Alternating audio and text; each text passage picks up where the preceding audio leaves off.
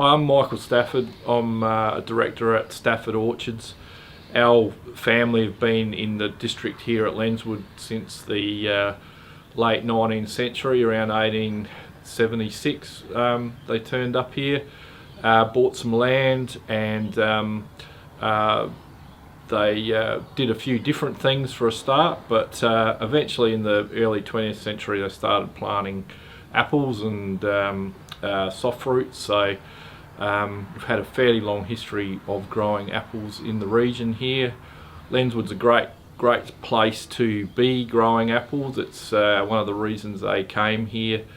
It's a sort of a really good microclimate. It's a good amount of rainfall, good amount of sunshine, nice cold winters, and really good soil. So that was all conducive to growing really good apples. This little area here has still stood the test of time, and still a great region to grow apples in, and also a beautiful region to live in, and so close to the capital city here of Adelaide. So it's a great spot to be. One of the things they I guess found in the early days was would have been fairly hard going, but they sort of banded together and formed a local apple cooperative to initially store their apples, and that became the Lenswood Co-op.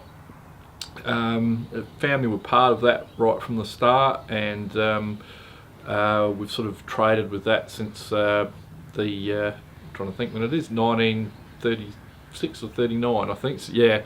So we've been involved with that, and through the ups and downs of growing all of those times, it's really sort of helped be the backbone of the industry in a lot of ways. Has brought a lot of good new improvements, new technologies, being able to store apples a lot better, go from handling just little cases of them, bushels cases, to now we use bulk handling, sort of 360 kilos or so in a bin, which is a major sort of innovation in its time.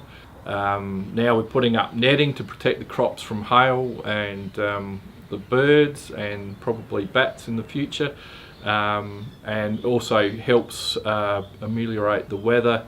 So it gives a better microclimate underneath it, and uses less water. So that's another good feature of the nets. But we practice IPM management, which is integrated pest management. So we also try to use beneficial insects in the orchard to sort of keep everything under control and in balance. And that's been a really big sort of change in the industry, probably in the last I don't know, probably 30-40 years now that's really been involved, and that sort of really helped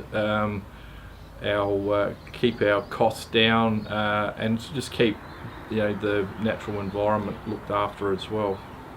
We have access to the latest technology, and that's really beneficial in helping store the apples at their peak. We use internal defect sorting cameras that are infrared, that can actually look inside the apple and see if there's any defects, internal browning or anything like that. So that really helps to give the consumer a good experience. We also look at can sort of make sure that the sweetness is up to minimum standards, to levels. Yeah, one of the things of being in the co-op, one of the advantages that we find is we get access to the latest technology, and whether that's storage for storing apples in a really high quality environment to give a better outturn, that gives the consumer a better eating experience, or it's the latest grading technology that has internal defect sorting, which has infrared cameras that looks inside the apples for any defects. That really helps enhance the consumer experience. keeps the quality parameters. And the other benefit of it as well is with the technologies that we have, we can trace the apple back, not from a tree, but from the block that we pick it from. It's actually, we can tell which block it's been picked from. It's the bin, the bulk bin that spoke about. They've have a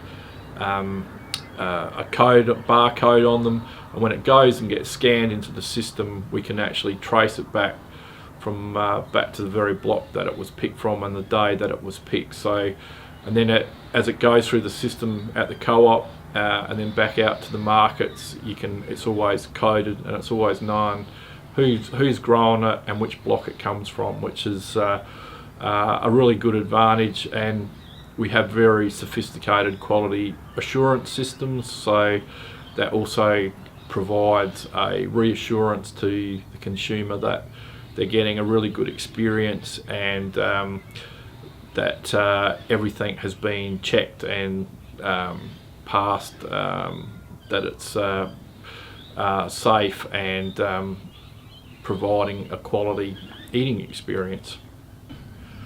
One of the other, I guess, the advantages with the co-op as well is we have people that are always looking to innovate, and one of the things that we've thought about as growers is to, if we have any more off-grade apples and things like that, what could we do with them? So one of the things is we've gone into partnership, and we've in a company which is Lenswood Foods, and we're looking at doing all sorts of different sauces and jams and pickles and chutneys to hopefully give broaden our base, that we can have another string to the bow, and bring consumer a different sort of apple product all year round as well, which would accompany a lot of other different things from just munching on an apple for their lunch or for the kids or anything like that.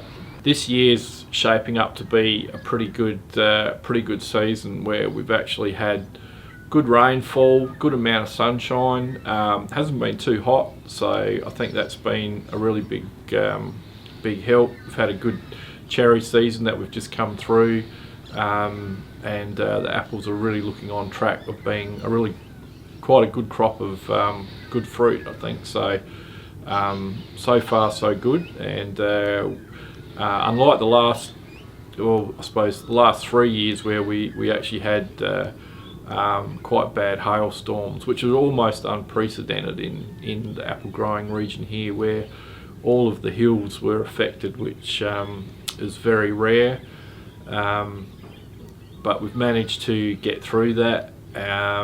One of the things, I guess, is if we'd had Lenswood Foods then, that would have been a good outlet for hail mark product especially. So these things would be really good to work towards in the future, to have secondary products that can give the farmers, give the growers a bit of an income off their off-grade lines. That always, it's always really good if you can maximise your return from your hectare of apples, of everything you grow. So not just the fancy fruit, which we can't, we try to grow all fancy fruit, but unfortunately we can't always do that with the elements and the other pests and disease. But one of the things over the years, there's been a lot of changes in apple varieties. There's thousands and thousands of apple varieties,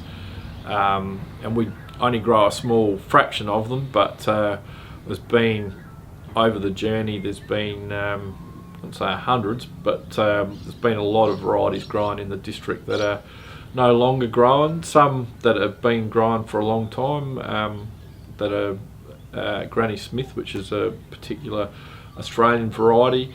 Some of the other varieties here now, we're moving into trademark varieties, where we specifically grow them under certain licence conditions, and even have some of our own specialised apples Some of those are like Rocket, a very small little apple, especially bred, and another one that's quite exciting is Red Love, which is internally red, all apple, a red flesh inside, quite striking, great apple for making sauces and things from, great for cooking as well. And we have My Apple, which is an early season apple, Timo pears, and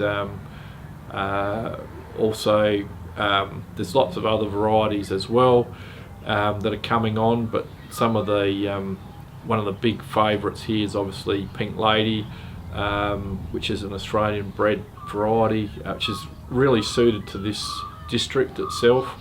It likes a little bit warmer district, so this is sort of perfect for it here. It's good colour. And Granny Smith is another one that's been a very obviously had a Australian history and it's had a good long life here. Fuji's, and Gala is another one that's really suited to the area here. One thing I really do though is I really love apples.